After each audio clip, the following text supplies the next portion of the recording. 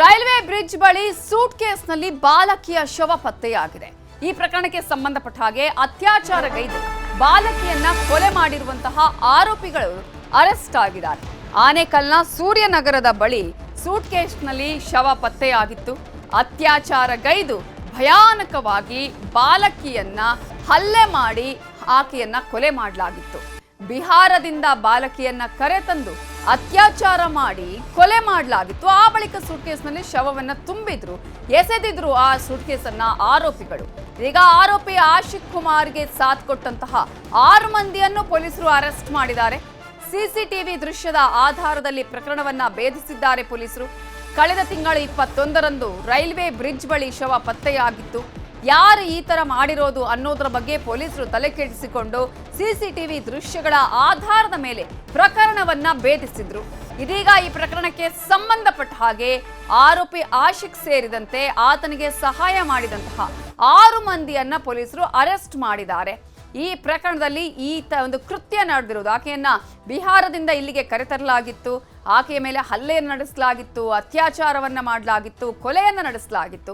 ಇಡೀ ಪ್ರಕರಣ ಪೊಲೀಸರಿಗೆ ಒಂದು ದೊಡ್ಡ ಮಟ್ಟದಲ್ಲಿ ತಲೆನೋವಾಗಿತ್ತು. ಏನು, ಹೇಗೆ, ಈ ಪ್ರಕರಣದ ಕತೆ ಏನು ಅಂತ ಹೇಳಿ ಹುಡುಕ್ತಾ ಹೋದಾಗ ಈ ಪ್ರಕರಣವನ್ನ ಭೇದಿಸ್ತಾ ಹೋದಂತಹ ಸಂದರ್ಭದಲ್ಲಿ ಸಿಸಿಟಿವಿಯ ದೃಶ್ಯಾವಳಿಗಳು ಈ ಎಲ್ಲ ಮಾಹಿತಿಯನ್ನ ಕೂಡ ನೀಡಿದ್ವು. ಆ ಒಂದು ಸಿಸಿಟಿವಿಗಳ ದೃಶ್ಯಾವಳಿಗಳ ಆಧಾರದ ಮೇಲೆ ಪೊಲೀಸರು ಇದೀಗ ಆರೋಪಿ ಆಶಿಕ್ ಸೇರಿದಂತೆ ಆತನಿಗೆ ಸಾಥ್ ಕೊಟ್ಟಂತಹ 6 ಮಂದಿಯನ್ನ ಅರೆಸ್ಟ್ ಮಾಡಿದ್ದಾರೆ.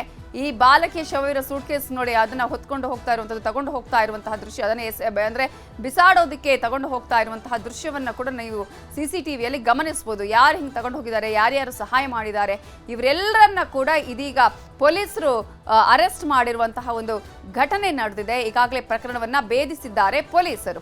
ದೃಶ್ಯಾವಳಿಗಳು ಗಮನಿಸ್ತಾ ಇದ್ದೀರಾ, 6 ಮಂದಿ ಆರೋಪಿಗಳನ್ನ ಪೊಲೀಸರು ಅರೆಸ್ಟ್ ಮಾಡಿರುವಂತಹ ದೃಶ್ಯಾವಳಿಗಳು. ಆ ಒಂದು ಬಾಲಕಿಯನ್ನ ಅತ್ಯಾಚಾರ ಮಾಡಿ ಕೊಲೆ ಮಾಡಿ ಆನಂತರ ಆಕೆಯ ಒಂದು ಶವವನ್ನ ಎಸೆದಿದ್ರು. ಸೂರ್ಯನಗರದ ಬಳಿ ಸೂಟ್ ಕೇಸ್ನಲ್ಲಿ ಈ ಒಂದು ಶವ ಕೂಡ ಪತ್ತೆಯಾಗಿತ್ತು. ಅತ್ಯಾಚಾರ ಮಾಡಿ ಭಯಾನಕವಾಗಿ ಒಂದು ಕೊಲೆಯನ್ನ ಕೂಡ ನಡೆಸಲಾಗಿತ್ತು. ಬಿಹಾರದಿಂದ ಬಾಲಕಿಯನ್ನ ಕರೆತಂದು ಈ ರೀತಿಯಂತಹ ಕೃತ್ಯವನ್ನು ನಡೆಸಿದ್ರು. ಆನಂತರ ಸೂಟ್ ಕೇಸ್ನಲ್ಲೇ ಆ ಶವವನ್ನ ತುಂಬಿ ಎಸೆದಿದ್ರು ಆರೋಪಿಗಳು.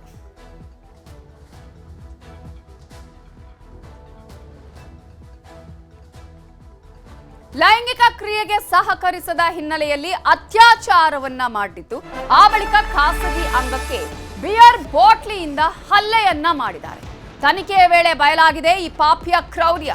ನೀಚ ಕೃತ್ಯದ ಬಗ್ಗೆ ಆಶಿಕ್ ಕುಮಾರ್ ಈಗ ತಪ್ಪೊಪ್ಪಿಗೆಯನ್ನ ಕೊಟ್ಟಿದ್ದಾನೆ.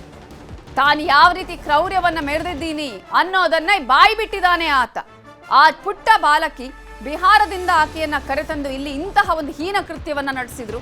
ಲೈಂಗಿಕ ಕ್ರಿಯೆಗೆ ಆಕೆ ಸಹಕರಿಸಲಿಲ್ಲ ಅನ್ನೋ ಕಾರಣಕ್ಕಾಗಿ ಆಕೆಯನ್ನ ಅತ್ಯಾಚಾರ ಮಾಡಿರೋದು. ಅಷ್ಟು ಮಾತ್ರ ಅಲ್ಲ, ಆ ನಂತರ ಆಕೆಯ ಖಾಸಗಿ ಅಂಗಕ್ಕೆ ಬಿಯರ್ ಬಾಟ್ಲಿಂದ ಹಲ್ಲೆಯನ್ನು ಕೂಡ ಮಾಡಿದ್ದಾರೆ. ಎಂತಹ ಒಂದು ನೀಚ ಮನಸ್ಥಿತಿಗಳಿರುತ್ತೆ, ಇವರೇ ಈ ತರ ಮಾಡೋದಕ್ಕೆ ಸಾಧ್ಯ. ಸರಿಯಾದಂತವ್ರು ಯಾರು ಕೂಡ ಇಂತಹ ಹೀನ ಕೃತ್ಯ ನಡೆಸೋದಿಲ್ಲ. ಪಾಪಿಯ ಕ್ರೌರ್ಯ, ಆತನ ನೀಚ ಕೃತ್ಯದ ಬಗ್ಗೆ ಆತನೇ ತಪ್ಪೊಪ್ಪಿಗೆಯನ್ನ ಕೊಟ್ಟಿದ್ದಾನೆ. ಮರಣೋತ್ತರ ಪರೀಕ್ಷೆಯಲ್ಲೂ ನೀಚ ಕೃತ್ಯದ ಬಗ್ಗೆ ವರದಿ ಬಂದಿದೆ. ಸೂರ್ಯನಗರ ಪೊಲೀಸರು ಪ್ರಕರಣದ ತನಿಖೆಯನ್ನ ಮಾಡ್ತಾ ಇದ್ದು 6 ಮಂದಿಯನ್ನ ಅರೆಸ್ಟ್ ಮಾಡಿದ್ದಾರೆ. ಆಶಿಕಾ ಸೇರಿದಂತೆ 6 ಮಂದಿಯನ್ನ ಅರೆಸ್ಟ್ ಮಾಡಿರುವಂತಹ ಪೊಲೀಸರು ಅವರಿಂದ ಬಾಯಿ ಬಿಡಿಸ್ತಾ ಇದ್ದಾರೆ, ಏನು ಯಾವ ರೀತಿಯಂತಹ ಈ ಒಂದು ಘಟನೆ ಆಗಿದೆ ಅಂತ ಹೇಳಿ. 5ನೇ ತಾರೀಕು ಬಿಹಾರದಿಂದ ಬೆಂಗಳೂರಿಗೆ ಹೊರಟಿದ್ದ ಆಶಿಕ್ ಅಂತಹ ಸಂದರ್ಭದಲ್ಲಿ ಅಪ್ರಾಪ್ತೆ ಜೊತೆ 18ನೇ ತಾರೀಕು ಈತ ಬೆಂಗಳೂರನ್ನ ತಲುಪ್ತಾನೆ. ಲೈಂಗಿಕ ಕ್ರಿಯೆಗೆ ಒತ್ತಾಯ ಮಾಡ್ತಾನೆ, ಆದ್ರೆ ಆಕೆ ಒಪ್ಪೋದಿಲ್ಲ. ಬೆಂಗಳೂರು ರೌಂಡ್ಸ್ ಕೂಡ ಮಾಡ್ತಾನೆ ಈ ಒಂದು ಆರೋಪಿ. ಆ ನಂತರ ಹೀನಾಯವಾಗಿ ಆಕೆಯ ಮೇಲೆ ಅತ್ಯಾಚಾರ ಎಸಗಿ ಕೊಲೆಯನ್ನ ಮಾಡಿದ್ದಾನೆ. ಇದೇ ವಿಚಾರಕ್ಕೆ ಸಂಬಂಧಪಟ್ಟ ಹಾಗೆ ಇನ್ನಷ್ಟು ಡೀಟೇಲ್ಸ್ ಕೊಡೋದಕ್ಕೆ ನಮ್ಮ ರಿಪೋರ್ಟರ್ ಚಂದ್ರಪ್ಪ ಈಗ ಫೋನ್ ಸಂಪರ್ಕದಲ್ಲಿ ಜಾಯ್ನ್ ಆಗಿದ್ದಾರೆ. ಚಂದ್ರ, ಈಗಾಗಲೇ ಇಂತಹ ಒಂದು ಹೀನ ಕೃತ್ಯ ಯಾವ ರೀತಿಯಾಗಿ ಮಾಡೋದಕ್ಕೆ ಸಾಧ್ಯಪ್ಪ ಅನ್ನುವಂತಹ ಪ್ರಶ್ನೆಯನ್ನ ಹುಟ್ಟು ಹಾಕ್ತಾ ಇದೆ.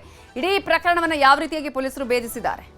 ನವಿತಾ, ಕಳೆದ ತಿಂಗಳು 21ನೇ ತಾರೀಕು ಬೆಂಗಳೂರು ಹೊರವಲ್ಲಿ ಆನೇಕಲ್ ತಾಲೂಕಿನ ಸೂರ್ಯನಗರ ಪೊಲೀಸ್ ಠಾಣಾ ವ್ಯಾಪ್ತಿಯಲ್ಲಿ ಅಂದ್ರೆ ಹಳೆ ಚಂದಾಪುರದ ರೈಲ್ವೆ ಬ್ರಿಡ್ಜ್ ಬಳಿ ಒಂದು ನೀಲಿ ಬಣ್ಣದ ಸೂಟ್ ಕೇಸ್ನಲ್ಲಿ ಬಾಲಕಿಯ ಶವ ಪತ್ತೆ ಆಗ್ತದೆ. ಈ ಒಂದು ಪ್ರಕರಣ ಸೂರ್ಯನಗರ ಪೊಲೀಸರಿಗೆ ಸವಾಲಾಗಿ ಪರಿಣಮಿಸ್ತದೆ. ಅಲ್ಲಿ ಒಂದು ದೃಶ್ಯವನ್ನು ನೋಡಿದಾಗ ಯಾರೋ ಟ್ರೈನ್ ಅಲ್ಲಿ ಹೋಗ್ತಾ ಇರತಕ್ಕಂಥವ್ರು ಈಕೆಯನ್ನ ಕೊಲೆ ಮಾಡಿ ಸೂಟ್ ಕೇಸ್ನಲ್ಲಿ ತುಂಬಿ ಎಷ್ಟು ಹೋಗಿರೋ ರೀತಿಯಲ್ಲಿ ಒಂದು ದೃಶ್ಯ ಕಂಡು ಬರ್ತದೆ. ಪೊಲೀಸರು ಕೂಡ ತಲೆ ಕೆಡಿಸ್ಕೋತಾರೆ.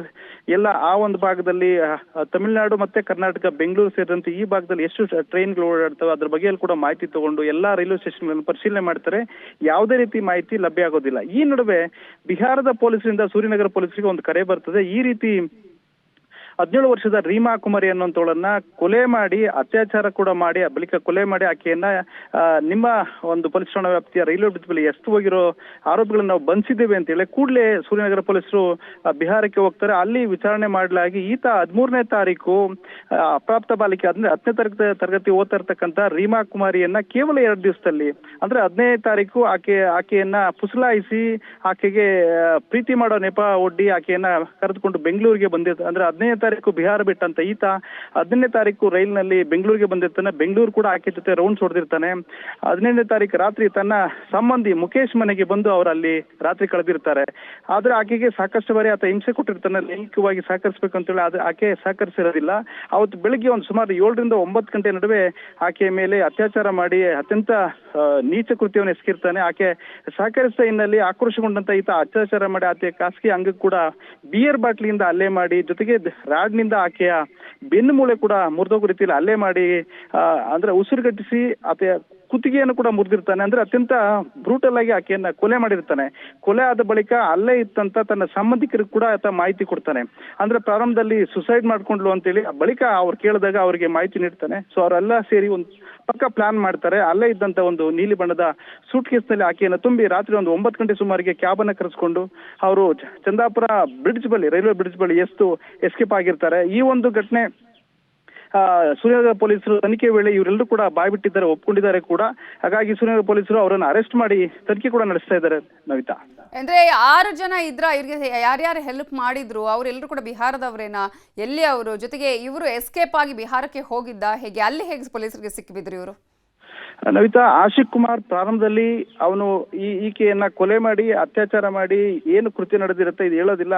ಅದಾದ ಬಳಿಕ ಅವರೆಲ್ಲರೂ ಕೂಡ ಏನು ಸಂಬಂಧಿಕರಿದ್ದಾರೆ ಇಂದು ದೇವಿ ಅಂತೇಳಿ, ಮುಖೇಶ್ ಕೂಡ ಈತನ ಸಂಬಂಧಿ ಆಗಿರ್ತಾನೆ. ಮುಖೇಶ್ ಪತ್ನಿ ಇಂದು ಆಕೆ ಬಳಿ ಈತ ಹೇಳ್ಕೊಂಡಿರ್ತಾನೆ ಈ ರೀತಿ ಘಟನೆ ಆಗೋಯ್ತು ಅಂತೇಳಿ. ಸೊ ಆಕೆ ಅವರೆಲ್ಲರೂ ಕೂಡ ಅಲ್ಲೇ ಇರ್ತಕ್ಕಂಥ ಬಿಹಾರದಿಂದ ಬಂದು ಏನು ಎನ್ನಾಗರ ಕಾಚನಹಳ್ಳಿ ಆ ಭಾಗದಲ್ಲಿ ವಾಸ ಇರ್ತಕ್ಕಂಥ ಎಲ್ಲರೂ ಕೂಡ ಮಾಹಿತಿ ಕೊಡಿ ಸುಮಾರು 6-7 ಜನ ಸೇರ್ಕೊಂಡು ಹೇಗಾದ್ರೂ ಮಾಡಿ ಆಶಿಕ್ ಕುಮಾರ್ನನ್ನ ಈ ಒಂದು ಘಟನೆಯಿಂದ ಪಾರ್ ಮಾಡ್ಬೇಕು ಅಂತೇಳಿ ಅವರೆಲ್ಲ ಪ್ಲಾನ್ ಮಾಡಿ ಈ ಒಂದು ಸೂಟ್ ಕೇಸ್ ಪ್ಲಾನ್ ಮಾಡಿ ತಗೊಂಡೋಗಿ ಟ್ರೈನ್ ಅಲ್ಲಿ ಯಾರೋ ಎಷ್ಟೋಗಿದ್ರೆ ಅನ್ನೋ ರೀತಿಯಲ್ಲಿ ಬಿಂಬಲಿಕ್ಕೆ ಪ್ರಯತ್ನ ಪಡ್ತಾರೆ. ಜೊತೆಗೆ ಏನಂತಂದ್ರೆ ಇದಾದ ತಕ್ಷಣ ಅವ್ರು ಇಲ್ಲಿಂದ ಕೂಡ ಎಸ್ಕೇಪ್ ಆಗ್ತಾರೆ. ಪೊಲೀಸರಿಗೆ ಮಾಹಿತಿ ಹೋಗ್ಬೋದು, ಒಂದ್ ವೇಳೆ ಸೂಟ್ ಕೇಸ್ ಸಿಗದೆ ಹೋದ್ರೆ ನಮ್ಗೆ ಗೊತ್ತಾಗೋದಿಲ್ಲ ಅಂತೇಳಿ. ಆದ್ರೆ ಮುಖೇಶ್ ಅನ್ನುವಂಥವನು ಇದಾದ ಘಟನೆ ಬಳಿಕ ಕೂಡ 3 ದಿವಸ ಇದ್ದು ಚಲನವಲನವನ್ನು ಗಮನಿಸಿ ಅದಾದ ಬಳಿಕ ಬಿಹಾರಿಗೆ ಹೋಗ್ತಾನೆ. ಆದ್ರೆ ಈ ನಡುವೆ ನಾಪತ್ತೆಯಾಗಿದ್ದಂತ ಅಥವಾ ಕಿಡ್ನಾಪ್ ಆಗಿದ್ದಂತ ರೀಮಾ ಕುಮಾರಿ ತಂದೆ ಬಿಹಾರ ಪೊಲೀಸರಿಗೆ ದೂರ ನೀಡಿರ್ತಾನೆ. ನನ್ನ ಮಗಳು ಕಿಡ್ನಾಪ್ ಆಗಿದ್ದಾಳೆ, ಎಸ್ಪೆಷಲಿ ಆಶಿಕ್ ಕುಮಾರ್ ಕಿಡ್ನಾಪ್ ಮಾಡಿದ್ರೆ ಅಂತೇಳಿ. ಸೊ ಆತನನ್ನ ಬಿಹಾರ ಪೊಲೀಸರು ಅರೆಸ್ಟ್ ಮಾಡಿದ ಬಳಿಕ ಇಡೀ ವೃತ್ತಾಂತ ಬಯಲಿಗೆ ಬರ್ತಾನೆ. ಅದಾದ ಬಳಿಕ ಸೂರ್ಯನಗರ ಪೊಲೀಸರಿಗೆ ತಿಳಿಸ್ತಾರೆ. ಸೂರ್ಯನಗರ ಪೊಲೀಸರು ತಮ್ಮದೇ ಸ್ಟೈಲ್ ನಲ್ಲಿ ವರ್ಕ್ ಮಾಡಿದಾಗ ಇವರೆಲ್ಲರೂ ಕೂಡ ಬಾಯ್ ಬಿಟ್ಟಿದ್ದಾರೆ. ಹೌದು, ಆಶಿಕ್ ಕುಮಾರ್ ಈ ರೀತಿ ಅತ್ಯಾಚಾರ ಮಾಡಿ ಕೊಲೆ ಮಾಡಿದ್ದು, ಆತನನ್ನ ಎಸ್ಕೇಪ್ ಮಾಡ್ಲಿಕ್ಕೆ ನಾವು ಶವವನ್ನ ಸಾಗಾಟ ಮಾಡ್ಲಿಕ್ಕೆ ಸಹಾಯ ಮಾಡಿದ್ವಿ ಅಂತೇಳಿ ಪಿಂಟು ಕುಮಾರ್ ಇರ್ಬೋದು, ರಾಜಾರಾಮ್ ಇರ್ಬೋದು, ಮತ್ತೆ ಇಂದು ದೇವಿ ಇರ್ಬೋದು, ಎಲ್ಲರೂ ಕೂಡ ಸಹಕಾರ ಮಾಡಿ ಸೊ ಈ ಒಂದು ಪ್ರಕರಣ ಮುಚ್ಚಾಕ್ಲಿಕ್ಕೆ ಪ್ರಯತ್ನ ಪಟ್ಟಿರುವಂತದ್ದು. Navita, okay, thank you Chandrappa ಡೀಟೇಲ್ಸ್ಗೆ.